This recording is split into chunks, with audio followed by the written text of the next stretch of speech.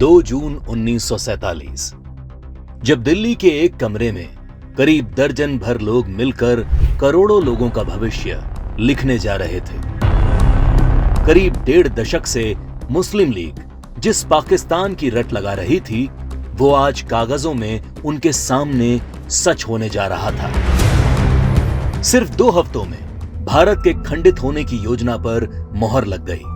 भगवान राम के बेटे लव का बसाया लाहौर, ढाकेश्वरी माता का तीर्थ ढाका, गुरु नानक देव जी का जन्म स्थान ननकाना अब 2 टुकड़ों में बंटने जा रहा था।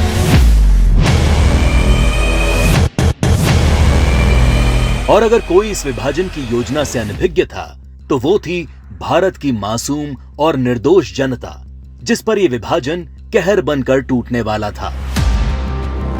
1947 को अंग्रेजों द्वारा किया विभाजन देश का पहला विभाजन नहीं था। अंग्रेज इससे पहले 1905 में भी बंगाल का विभाजन कर चुके थे, लेकिन उस विभाजन का पहले बंगाल में और फिर पूरे देश में इतना मुखर विरोध हुआ कि अंग्रेजों को 1911 में अपना फैसला वापस लेना पड़ा था। विभाजन का जो काम अंग्रेज 1905 में नहीं कर पाए, वो 1947 में करने में कैसे सफल हो गए?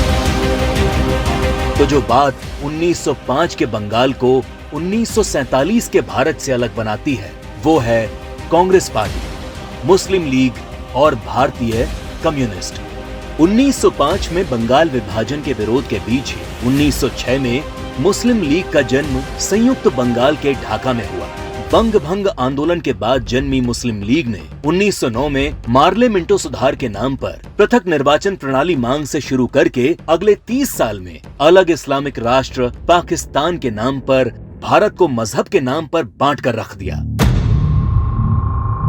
1920 के तुर्की के खलीफा के समर्थन में चलाए गए कांग्रेस के खिलाफत आंदोलन ने मुस्लिम कट्टरपंथियों को यकीन दिला दिया कि वे अपनी गैर जरूरी मांग पर भी कांग्रेस के नेतृत्व को मना सकते हैं। इसके बाद 1930 में अल्लामा इकबाल ने पहली बार मुस्लिम लीग के अधिवेशन में अलग इस्लामिक राष्ट्र की रूपरेखा रखी। इकबाल की कल्पना के इस अलग इस्लामिक देश के लिए पाकिस्तान नाम सबसे पहले चौधरी रहमत अली ने प्रयोग किया। जब 1933 के तीसरे गोलमेज सम्मेलन में चौधरी रहमत अली ने पाकिस्तान अभी नहीं तो कभी नहीं नाम के पर्चे बांटे और करीब 7 साल बाद 1940 में लाहौर अधिवेशन में मुस्लिम लीग ने पहली बार पाकिस्तान नाम के अलग इस्लामिक देश का प्रस्ताव पास किया और 1947 में 10 लाख लोगों की लाश पर चढ़कर एक अलग इस्लामिक देश बना लिया।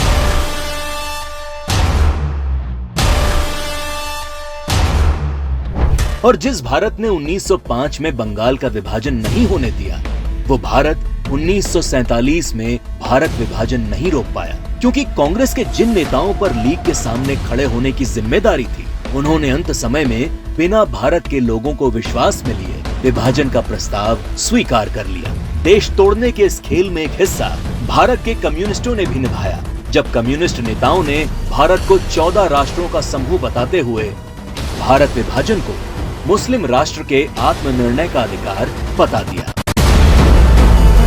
साल 1945 में अग्रणी कम्युनिस्ट सिद्धांतकार कॉमरेड जी अधिकारी ने मुस्लिम लीग की मांग को न्याय संगत बताते हुए एक थीसिस दी। उनके शब्दों में 1940 से कम्युनिस्ट पार्टी ने ये देखना शुरू कर दिया कि तथाकथित सांप्रदायिक समस्या वास्तव में बढ़ती राष्ट्रीयताओं की समस्या है, जिसे आत्मनिर्णय के अधिकार के माध्यम से हल किया जा सकता है। यदि हम इसके प्रगतिशील सार को देखें, तो पाकिस्तान की मांग वास्तव में पंजाब, पठान, सिंध, बलूचिस्तान और पूर्वी प्रांतों की मुस्लिम राष्ट्रीयताओं के क्षेत्रों के आत्मनिर्णय के अधिकार की मांग है। जब देश का विभाजन हकीकत बनना तय हो गया, तब सर रेडक्लिफ को भारत और पाकिस्तान की सरहद तय करने की जिम्मेदारी सौंपी गई। रेडक्लिफ इससे पहले कभी भारत नहीं आए थे। उन्हें भारत की सांस्कृतिक विरासत, सभ्यता, मूल्यों, तीर्थों के विषय में कोई जानकारी नहीं थी। 3 सप्ताह में तय कर लिया गया कि कौन सा हिस्सा पाकिस्तान कहलाएगा और कौन सा हिस्सा हिंदुस्तान।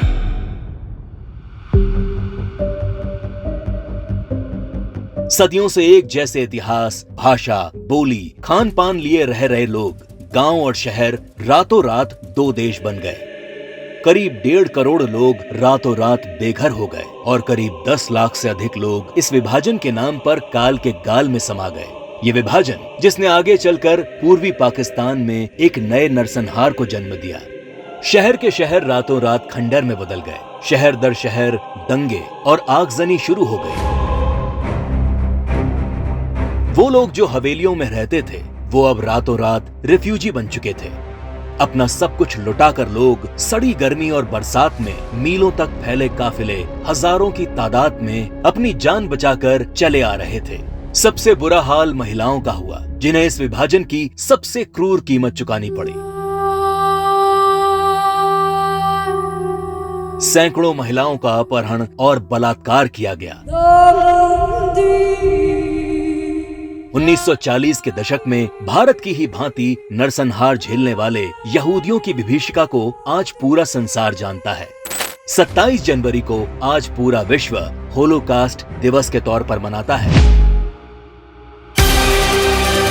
लेकिन इस विभाजन की कभी न भूली जा सकने वाली त्रासदी को भारत की ही पूर्व की सरकारों ने कभी याद करने की कोशिश नहीं की। विभाजन विभीषिका दिवस 14 अगस्त का दिन विभाजन विभीषिका का स्मरण करने का दिन है। 14 अगस्त का दिन अटल जी की इन पंक्तियों को दोहराने का दिन है। तुम दूर नहीं खंडित भारत को पुनः अखंड बनाएंगे, गिलगित से गारो पर्वत तक आजादी पर्व मनाएंगे। उस स्वर्ण दिवस के लिए आज से कमर कसें, बलिदान करें। जो पाया उसमें खो न जाएं, जो खोया उसका ध्यान करें, जो खोया उसका ध्यान करें।